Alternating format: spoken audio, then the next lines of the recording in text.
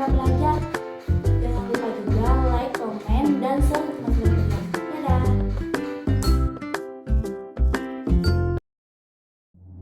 Perkenalkan, nama saya Kamelia dengan NIM 2130 2021 2023. Kelas Rombel A semester 3. Jurusan PGSD Fakultas FKIP Universitas Palangkaraya.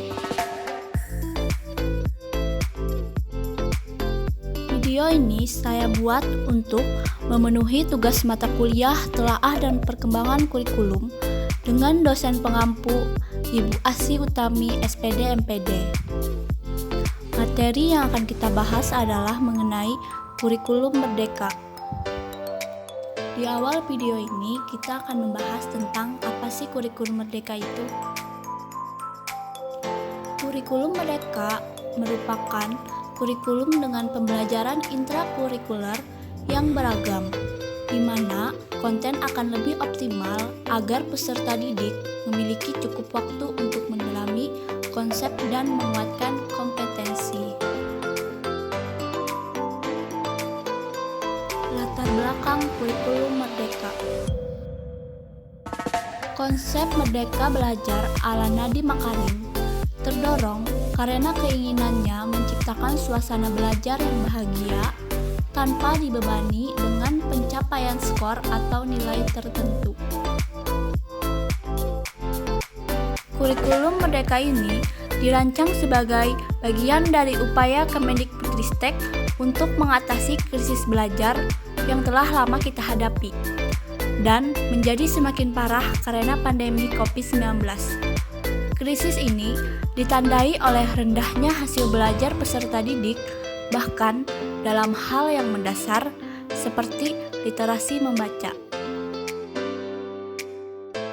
Tujuan pembelajaran kurikulum merdeka. Yang pertama, menciptakan pendidikan yang menyenangkan. Yang kedua, mengejar ketertinggalan pembelajaran. Yang ketiga, mengembangkan potensi peserta didik. Metode pembelajaran kurikulum merdeka. Pembelajaran active learning. Metode ini akan menjadikan peserta didik lebih aktif dalam belajar dan dipercaya akan menjadikan peserta didik lebih energik dan tangkas. Yang kedua, diferensiasi pembelajaran. Asesmen ini untuk mengukur aspek kognitif dan non-kognitif setiap siswa.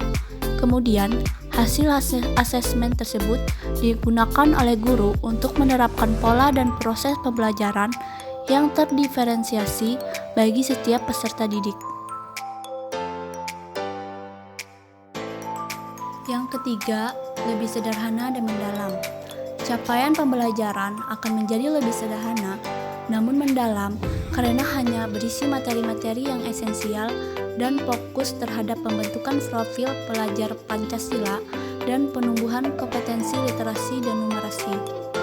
Yang keempat, capaian pembelajaran lebih fleksibel. Poin dari kurikulum Merdeka Belajar adalah mengubah proses pembelajaran bukan hanya sebagai pemenuhan kewajiban, tetapi menjadi sebuah proses pembelajaran yang bermakna dan menyenangkan. Implementasi kurikulum dalam pembelajaran.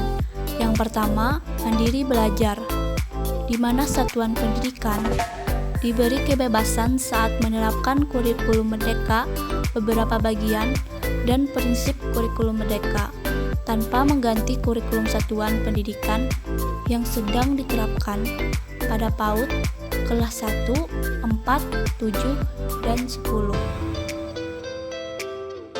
Implementasi kurikulum dalam pembelajaran. Yang kedua, mandiri berubah, di mana satuan pendidikan diberi keleluasaan saat menerapkan kurikulum merdeka dengan menggunakan perangkat ajar yang sudah disediakan pada satuan pendidikan PAUD kelas 1, 4, 7, dan 10.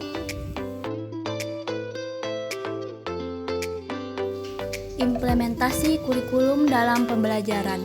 Yang ketiga, mandiri berbagi, di mana satuan pendidikan diberi keleluasaan menerapkan kurikulum merdeka dengan mengembangkan sendiri berbagai perangkat ajar pada satuan pendidikan PAUD kelas 1, 4, 7, dan 10.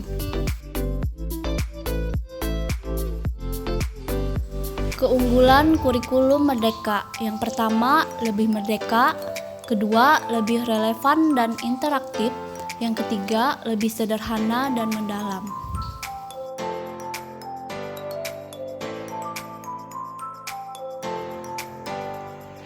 Kekurangan kurikulum merdeka. Yang pertama, kurang matangnya dalam persiapan. Yang kedua, sistem pengajaran yang tidak terencana secara rinci. Yang ketiga, kurangnya kapasitas SDM. Karakteristik utama dari kurikulum Merdeka Belajar yang mendukung pemulihan pembelajaran. Yang pertama, pembelajaran berbasis proyek untuk pengembangan soft skill dan karakter sesuai profil pelajar Pancasila. Yang kedua, fokus pada materi esensial sehingga ada waktu cukup untuk pembelajaran yang mendalam bagi kompetensi dasar seperti literasi dan numerasi. Yang ketiga, fleksibilitas bagi guru untuk melakukan pembelajaran yang terdiferensiasi sesuai dengan kemampuan peserta didik dan melakukan penyesuaian dengan konteks dan muatan lokal. Perbedaan penerapan kurikulum merdeka di setiap tingkatan sekolah. Yang pertama, tingkat PAUD. Penerapan kurikulum merdeka di tingkat PAUD atau TK adalah dengan mengajak anak bermain sambil belajar, tidak terlalu berbeda dengan kurikulum sebelumnya. Yang kedua adalah tingkat SD. Penerapan kurikulum tingkat SD ada beberapa perbedaan dalam hal mata pelajaran atau mapel pada penerapan kurikulum merdeka.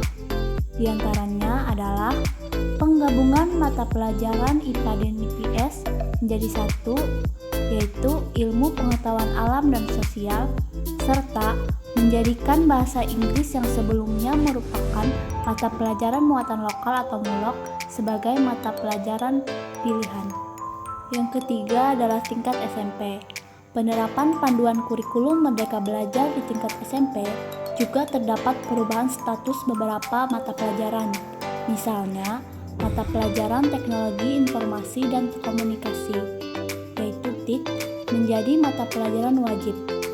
Pada kurikulum sebelumnya, mata pelajaran ini hanya sebagai pilihan, maka kelak di semua jenjang SMP wajib memiliki mata pelajaran informatika.